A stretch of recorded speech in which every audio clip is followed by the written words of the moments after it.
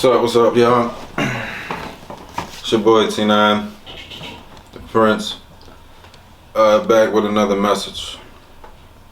For those of y'all that tuned into the first message, thank y'all for tuning in. I hope y'all continue to tune in.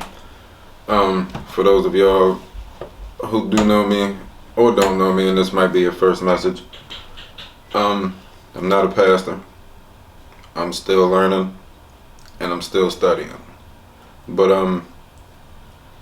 I feel like I've been gifted with a way of words, so hopefully I can bring some people with me along this journey and break some things down to where people can understand the way of life without actually having in-depth knowledge about the Bible. So today's message is going to be entitled Make Me Care. And what I mean by make me care is the world has a tendency, whether it be through TV, through social media, through neighborhood surroundings, to make you care about things that people don't naturally care about. And to elaborate on that, when you're born, before you can walk, talk, any of that, you naturally already have a sense of wanting love, wanting comfort. You feel pain, kind of like when a baby doesn't feel something right, whether it be a diaper change or he bumps his head on the coffee table. He's gonna cry because of discomfort. And that same baby is also gonna have a natural sense of wanting acceptance. But as a child, when you're first brought into this world, typically, I know some situations vary, but you're typically placed in a situation from the start where people genuinely care about you because you're around your mom, your dad, your brother, your sister, aunts, uncles, so people that genuinely care about you. So that sense of acceptance is already fulfilled by people who actually care about you.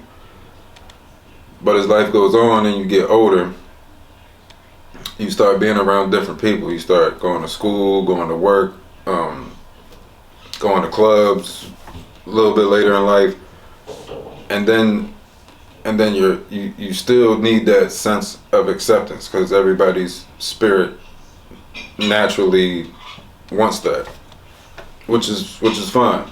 But the problem comes into play when you seek acceptance from the wrong people. Hence, make me care. So I'm gonna give you a scenario to elaborate and help you understand this a little bit better. So in one aspect, you got a friend who ran across some money, whether it be a lawsuit, lead check, hit the lottery, whatever. But this person has $100,000, and they just show up to your door one day. You didn't ask for it, didn't really need it, but they give you $1,000 out of $100,000. And of course, you're gonna be happy because it's $1,000. That's what the world has made us care about, so to speak. It's money. So, not knowing when this person gave you this money, they had hidden intentions because they're known for running through money, being rich one day and broke the next.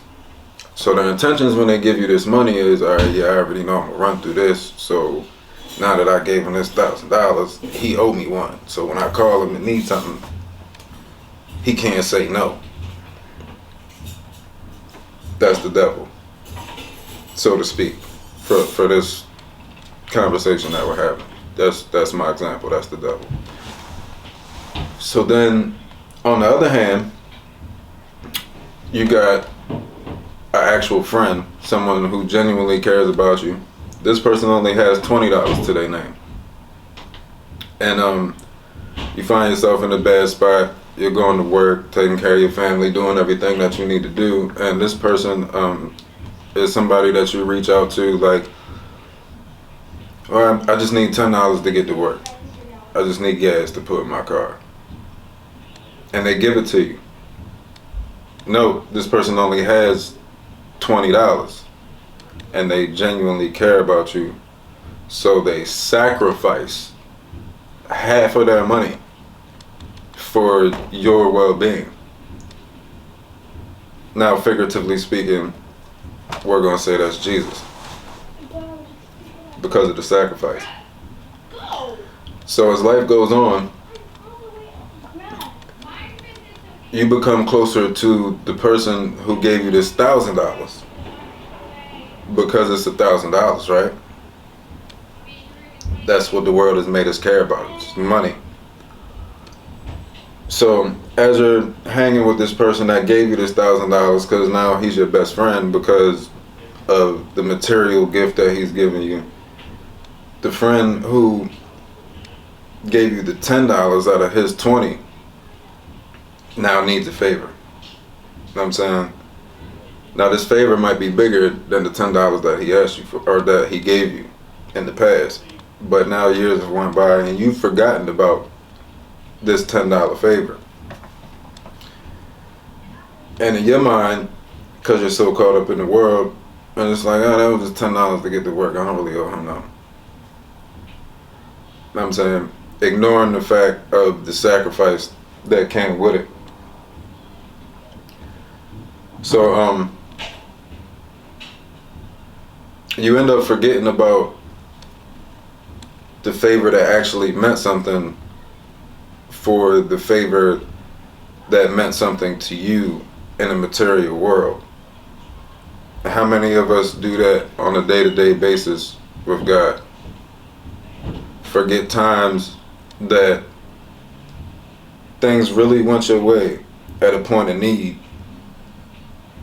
for material things that are in the world. Like you forget blessings that you were given because it didn't come in the form of a car, or it didn't come in the form of a brand new pair of designer shoes, or it didn't come as a handbag. It might have came as, oh, this person was in the right spot at the right time and made me not get T-boned at this traffic light. It might be something like that. There's so many things that we forget about and don't pay attention to.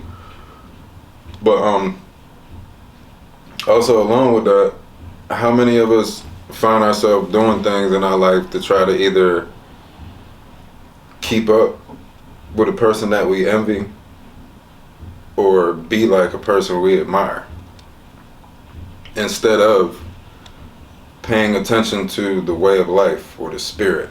And don't get me wrong, everybody that has nice things doesn't have a good spirit. That's not what I'm saying at all. But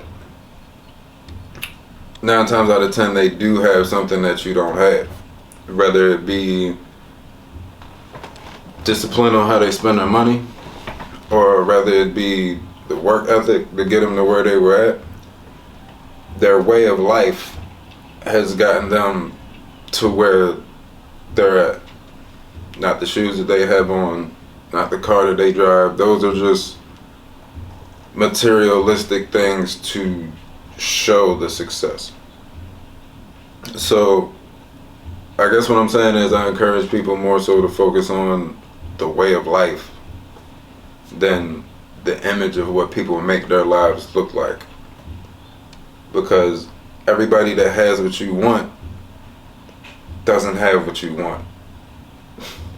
It's just what they make you want, or what they make you think you want, because of acceptance. You understand what I'm saying?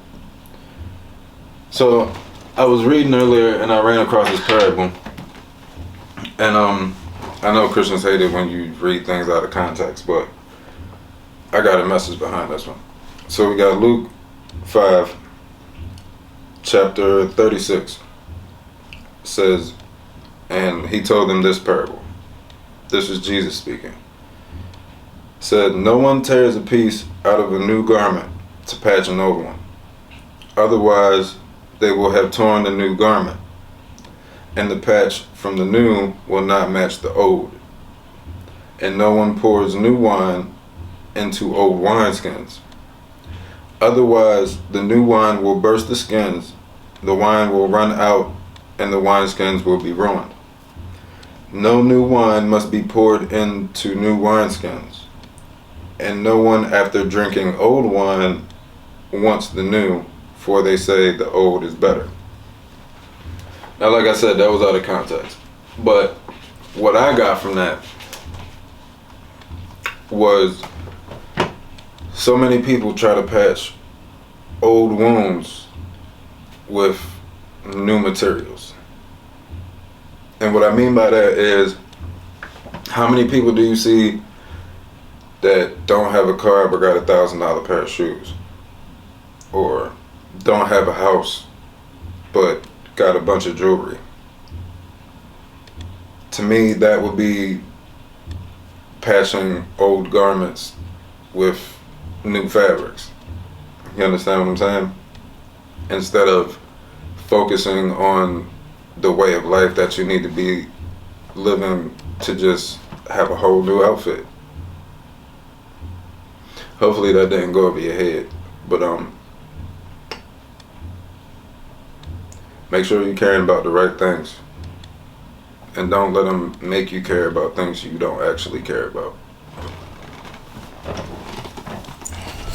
So I had to humble myself to see the bigger picture. If they ain't kicking no knowledge, don't wanna kick it with them. If I don't hang with your kind, why would I take a picture? Cause I don't do it for the grain, it's for the fan. I don't go Sam and none of the ones you bringing with you. And since we all guys kids, this one for my siblings. Remember them days we didn't have a pot to piss in, but nowadays got multiple plots and visions and lots of riches, and gotta get it through consequences and lots of critics. Cause I got gifts so strong they make their own decisions. Didn't used to call myself religious, I also didn't used to have visions. Think it's time to show them all who the real prince is. I guess it's that time like they all predicted. Now it's too late. Like I'm all alone, but really I ain't all alone. They say you stay